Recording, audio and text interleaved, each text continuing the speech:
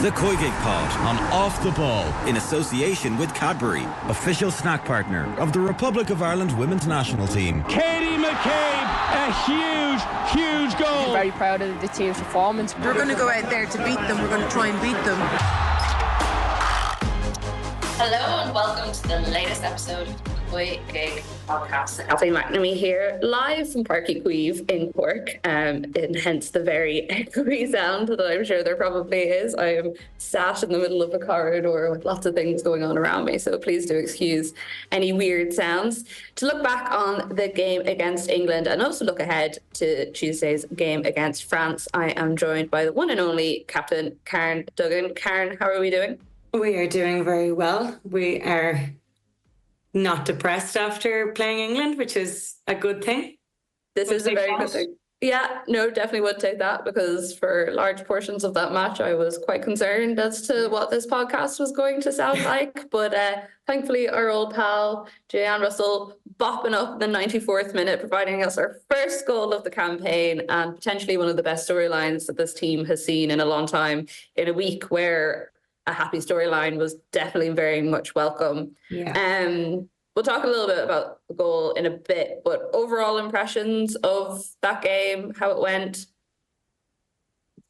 I don't know, kind of similarly to the previous time we played. I mean, you see the gulf in talent every time we play these teams, because they are that much ahead of us in terms of their development. And there's a reason why these are top 10 teams and we're not there. So the realistic part of me watching it is like, keeping the goal difference down was good. You know, we had a few forays, particularly in the first half, a few forays into their half, which were good. And then their final decision-making, the final third decision-making was poor in the first half. And I think that's the next stage of our development. I think that we're not there yet in terms of that. And that's why before the England game, I think we had 7 shots on target in the whole qualifying campaign. We're not going to go and pepper the opposition's goal and give the fans a huge amount to scream about at the moment. But we're putting ourselves in the best possible position by keeping the goal difference down. And we did that. So, I don't know how to sum it up. How do you sum it up? It was grand. It was grand, yeah. I was very unoptimistic for large portions of the game. I think I was talking to you at halftime and I was rather scathing, and I was also accused of being very scathing on Twitter about it all. But there was just, I think the penalty incident in particular, and there was a couple of other times where we kind of tripped over each other, and it felt like we'd gone back to that like almost pre-Vera coming in time where we were our own undoing rather than going up against big opposition. And I was really worried that that was creeping in, because maybe the team were losing confidence a bit because of the results, even though I really liked a lot of the football that we've been playing over the last couple of games. I think it's really positive football, especially for when we do get into the playoffs. But yeah, I just wondered, did the mentality slip a little bit there? My other concern slightly is that I feel like I still don't know what this team is. Like, every time the starting lineup comes out, I have no idea who is going to be on it, or... And it's going to change again on Tuesday. Yeah, and that's the thing. And, you know, even things like on Saturday, having Emily Murphy and Amber Barrett there, I didn't necessarily expect to see that lineup. And then you had Leanne and Julianne come on and do absolutely brilliantly in the roles. But again, not getting that sort of like full game to develop those relationships and develop those partnerships. So the fact that we don't know what this squad is at the moment does concern me like a tiny bit. Yeah, I think that that's really valid. I think I definitely raised my eyebrows when I saw the starting lineup, not just because of the personnel up top, but because of the formation. Our best performance was the Swedish game, Sweden away. I think in these games, when you pack out the midfield, you give yourself a better chance. I would prefer to see a 4-5-1 than a 5-3-2. I think it's such a hard shift for the midfielders. And like you referred to the second goal, when we ended up going all the way back to our centre backs, it was because the midfielders didn't have the energy to make correct angles for us, and we just ended up facing our own goal.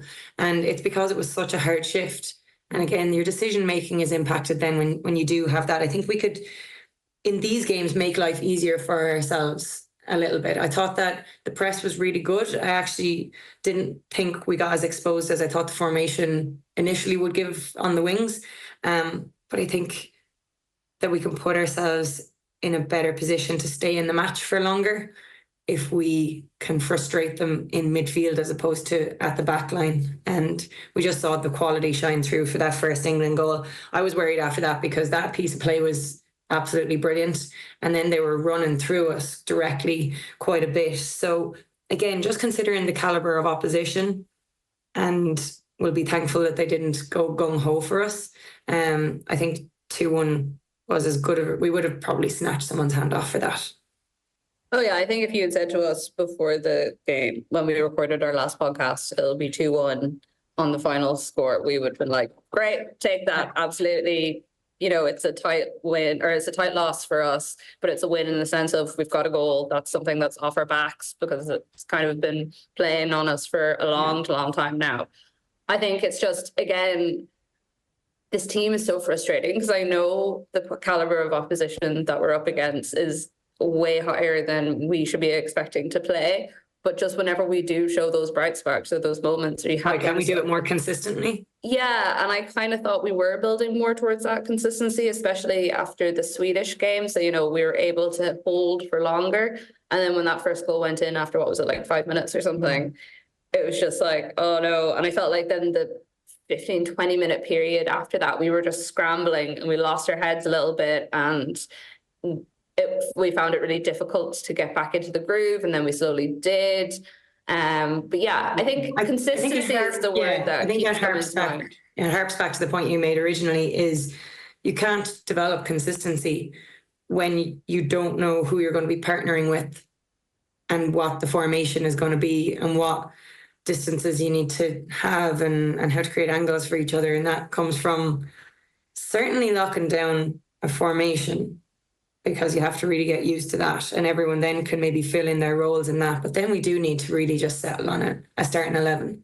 I think it's time now that we did that, because you don't want to be going into this qualifier being like, am I playing? Am I not? Yeah, like I think that's a question that Eileen probably does need to look at.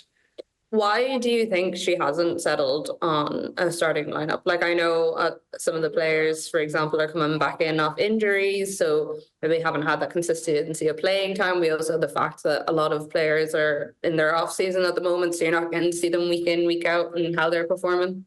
Yeah, I think we have been upset by injuries. I think when Heather is back, she's a guaranteed starter. Katie McCabe, obviously guaranteed starter. Carusa, potentially guaranteed starter as well. So that they're probably the people who've been in and out. I think Jess Sue has played her way definitely into a starting position as well. And then it just comes down to the back line. And we know we're stacked at the back, but we played 4 central defenders, really. I don't love that, you know, in terms of how we're going to develop into the next stages where we start to increase the number of times that we're in the opposition half in meaningful ways. I don't think we should have 4 centre halves on the pitch to be doing that. I'd like to see us have actual natural fullbacks. I think it's something that we haven't had. We've had centre mids playing fullback, like we had Jamie Finn, we've had Anya O'Gorman, now we've got Aoife Mannion, Jess Sue. Aoife Mannion for me, centre back. Jess Sue for me is better higher up the pitch. Now I thought they did really well against England, especially Aoife, considering and the home leg up against Hemp. That was a really tough night for her. So I thought she did well to come back from that. I also thought it was strange that England didn't put Hemp on that side, but anyway, small mercies. So yeah, it's hard. It's hard when you're dealing with injuries and stuff, but then you have to look at what your ambition is, and is playing 4 centre backs and having someone like Megan Campbell on the bench who's actually a natural fullback a good idea? I don't know. Yeah, I think I think I would feel a little bit more confident in the squad if I thought there was that consistency of who's going to be starting. And like, fair enough, you're always going to have people coming in and out with injuries, but it just feels like the partnerships on this team haven't been fully developed yet.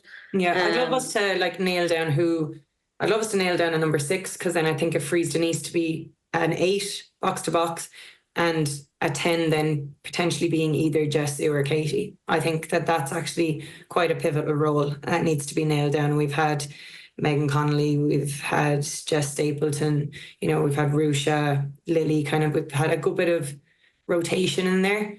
And I think we want to get the best out of our best players. And we saw Denise was absolutely brilliant the other night. So maybe that is the best partnership for her. But I think consistency. I think let's just nail it down. Right, wrong, indifferent. Nail it down.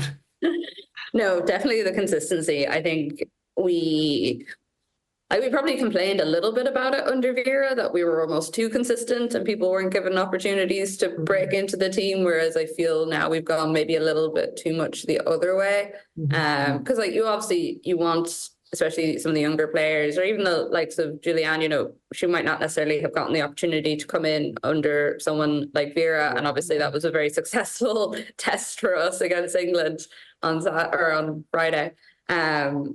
But it does feel like maybe we've gone a little bit too far the other way. In terms of tomorrow night, what's your ideal starting 11? Obviously Courtney. No way. Yeah. You don't want Sophie Whitehouse in there now? No. Caitlin, Anna, Bahi, Jessu, Megan Campbell, Rusha, Denise, Katie. How many players am I up to? 3. 7. Julianne, Lyon. Yeah. I think. I know maybe you're asking Rusha to be very, very disciplined and hold the number 6 role there, her or Lily. But yeah, just get Katie and Denise closer. I think this would be a good idea. I think Leanne, we all get excited when she gets more game time, but I think again, consistency, make her more comfortable. That's what I think I'd like to see for this game, considering the players we are missing. And what I would say is, I know this might sound negative or whatever, but for these games, it's not always about having your technically best players on the team, the people who do the nice play of style, because you just have to be able to run your arse off, because we saw that that's the only time we caused difficulty was when we could actually execute a really good press against them. We're not going to have that much of the ball, so I'd be putting our biggest, strongest, fittest girls on the park. And then when we are at a point where we can start playing, maybe you tinker around with things then. Yeah, no, I would agree with that. I think at the moment, as we've said before, it's very much about getting those results and making sure that we're in the best possible position, so that if it does come to a stage later on where, we're in a playoff and we want to try and play some more football, we've got ourselves there. Let's talk about the goal, because we finally got one. Yeah. It took us long enough. It was your old buddy, so it couldn't have been a better opportunity. It was kind of funny at the time it came, because in the press box, everyone was finishing their match report. I was I think the only person actually looking at what was happening on the pitch, and I just stood up and yelled, and I was like, goal! And everyone was like, what's happening?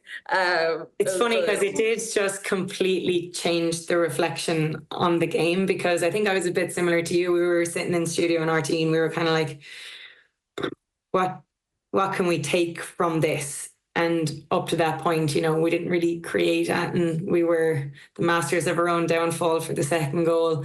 So the second half hadn't gone brilliantly, but then the complexion completely changes, because now we're saying, God, instead of going a whole year without scoring a goal, we've just scored against the European champions. And it's this brilliant story by one of the best servants of Irish football that we've had. And yeah, wonderful story. So it's funny how moments can change games. And the girls keep talking about, if we can cut out these silly mistakes and these little moments, but it's also about creating moments for yourself as well, especially considering the calibre of the opposition. And it was Route 1, it was 3 subs that were involved, and thank God, because it makes us a lot more optimistic for Tuesday, I think. Yeah, I think there was a lot of cursing in the press boxes. Headlines were rewritten and leads to stories were rewritten, because, as you say, it did put a totally different spin on the evening. And I don't it probably puts a different spin on the campaign to a certain extent as well. The fact that, you know, if we had got to the other side of this without scoring a single goal, I think we would have reflected on that as a massive missed opportunity. And I think you are right. Like, we talk a lot about the defensive side of things, but we don't really talk all that much about the creative side, apart from the fact that we're not particularly good at. And maybe that is something that we need to talk about more and explore more and see the potential in more as well. I don't know. Can we at the moment? Like, we just have to be realistic. We're not going to get those opportunities, but it is, I do think, decision making. I do think that first half we let ourselves down a little bit. So I think, again, we're going to see changes because of that. Well, hopefully we will see some changes because of that. Do you think that Eileen kind of gets away with the fact that she's like played 2 games now where she's hooked players at 45 minutes and we're not really diving into that too much? Because, to be honest, they were correct decisions. Now, it calls into question maybe her original selection, but I'd like that she was brave enough, and I think that shows that she is owning the fact that maybe the starting lineup wasn't correct, but she's willing to take that on. A lot of managers are very bullish in that they won't change things. We saw it took a lot for even like Gareth Southgate to change England. Like, he was sticking with Trent until he could stick with him no more in midfield. You know, that kind of way. So some managers, it's too much for their ego to accept that they made a poor decision. Whereas I'm taking the positives here. I'm saying that Eileen is willing to own that and make changes and isn't worried about hurting people's feelings and is doing everything for football decisions. And it worked out. You have to say the substitutes that she made did work out. Yeah. Oh, they certainly did. I mean, as you said, 3 substitutes involved in the goal. The goal came from a substitute. I think you saw a load of energy from Lyon and Julianne when they both came on. And they just had that speed as well. Like, Jesus, Julianne is fast. I was watching her and she was like up there with some of the English players in terms of the speed she could get on the ball, like your Lauren Hemps and stuff. So that was very impressive to watch. And I think gave us a really good option of getting in behind the defence, which we didn't really have in the first half at all. So in terms of tomorrow night, I assume we're going for the same thing that we have been going for all along, in that we're not necessarily expecting a win, but a good performance, a strong performance, potentially another goal as well. And hoping that because France have already qualified, that they may be celebrated a little bit during the week. I think that would be good. Yeah, again, the quality that France have, we'd be surprised, but I don't mind if we go negative in terms of our style of play in this game, because we're 3 goals to the good of Poland, I think, at the moment, 3 or 4 goals to the good. So it's important that we continue this vein of form where we don't get well beaten, even if that means, you know, we don't get another goal. But yeah, obviously you'd love another goal. You think then you feel like you really have a platform to build off, because this 1 goal has changed the complexion. 2 goals would be amazing. Whether that'll happen now, I don't know. But I think it'll be great, you know. It'll be kind of like a different crowd. It's earlier in the day. It'll have a different feel to it down in Cork, and it's a great moment for the Cork girls, and there'll be a big crowd there for them. I think it'll be good. I think it'd be good for really fans to get out and support them in this game, and then they'll feel the love going into that qualifier, because it's not going to be the easiest route, but I still think they've grown something throughout this tournament. I still think the fact that I was looking at the screen the other day, and the fact that there's a travelling fans section now is crazy. Like, this team has done so well to like just promote the women's game, and you want to pay them back for what they've done in a way. But yeah, Tuesday, France are very good. I don't know if anyone listening saw Karshui's goal, where she nearly broke the net from about 45 yards out. Yeah, I saw it all right, and I was like, oh no. Although maybe she's got it out of her system now, so it's all fine.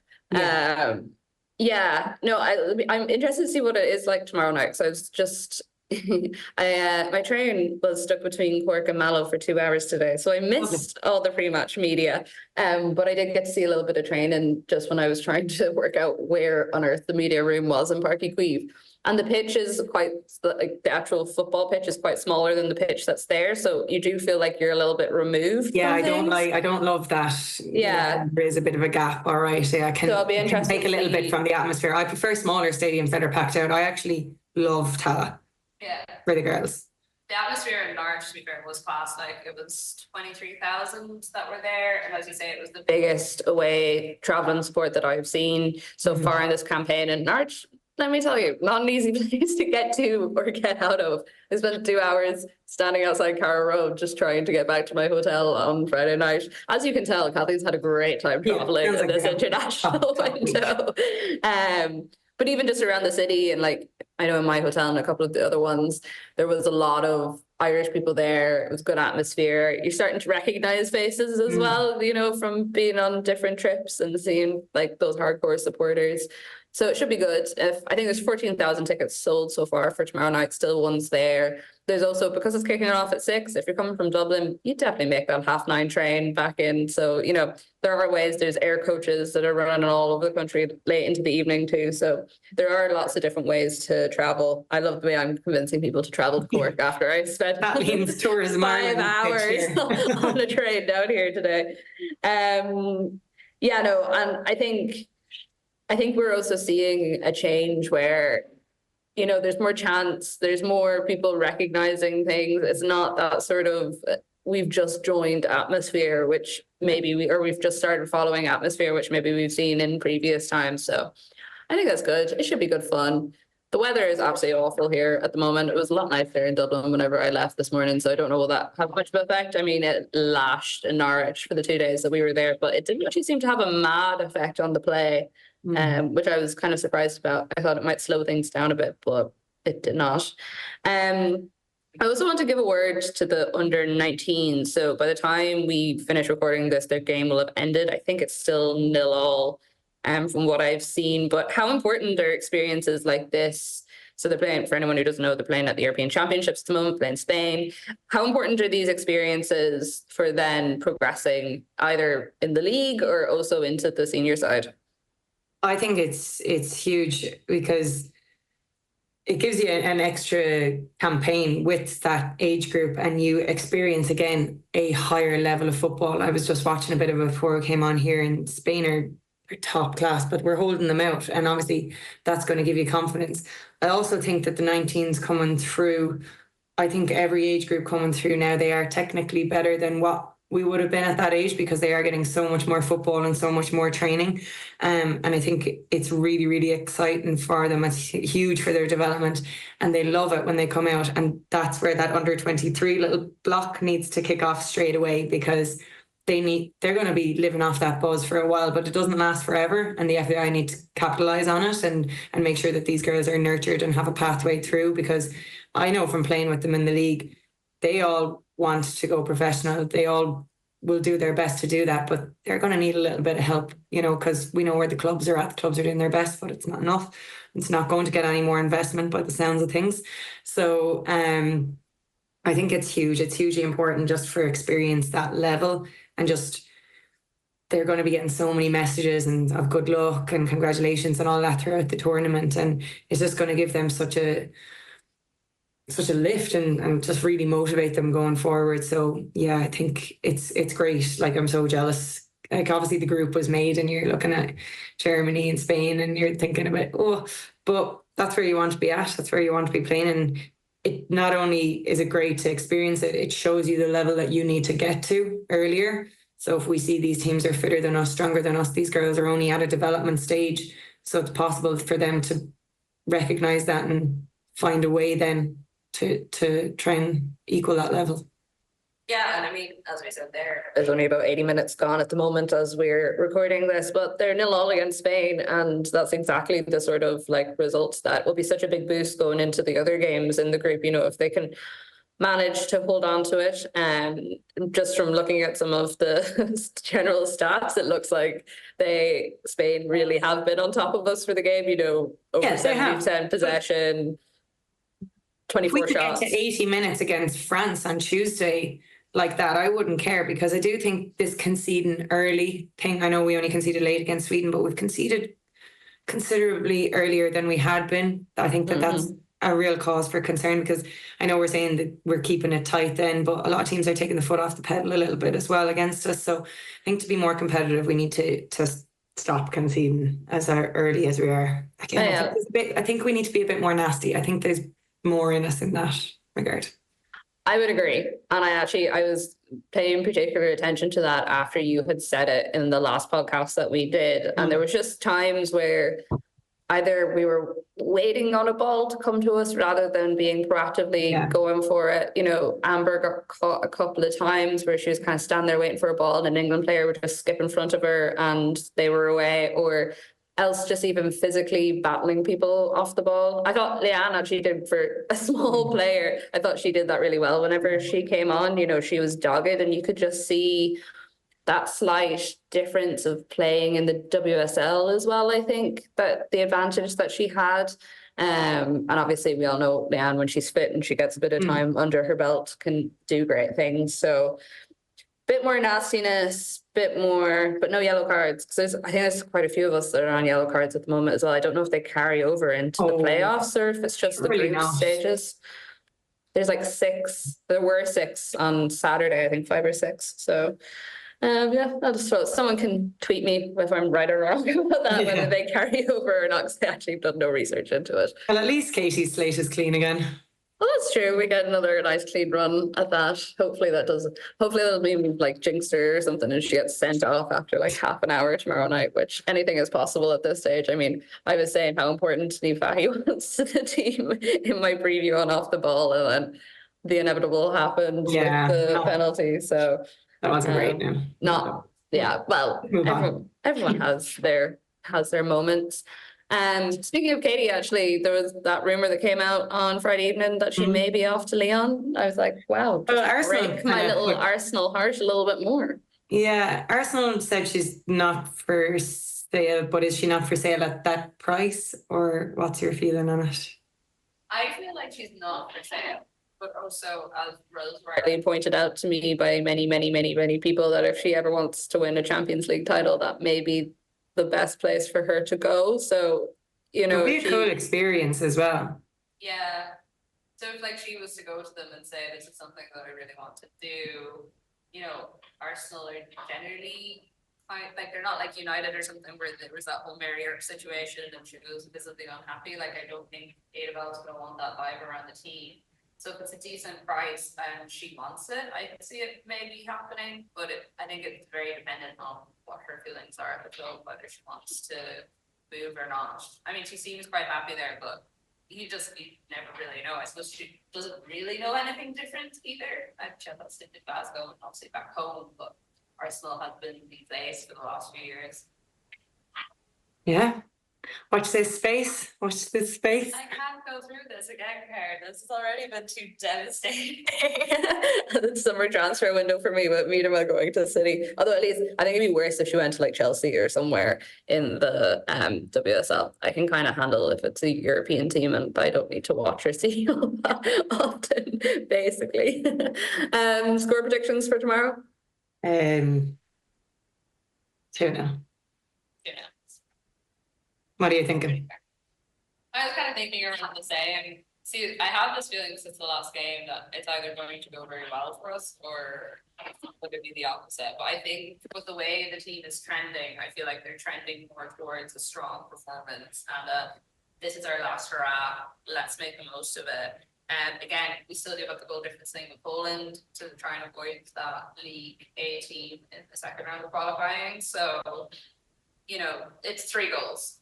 So we just need to make sure that we hold on to those 3 goals. Yeah, but also Iceland are in an unbelievable run of form because they just beat Germany 3-0. So you'd be expecting Iceland to put a couple past Poland as well. So yeah, hopefully. I just want to keep things nice and together and not keep it in our own hands.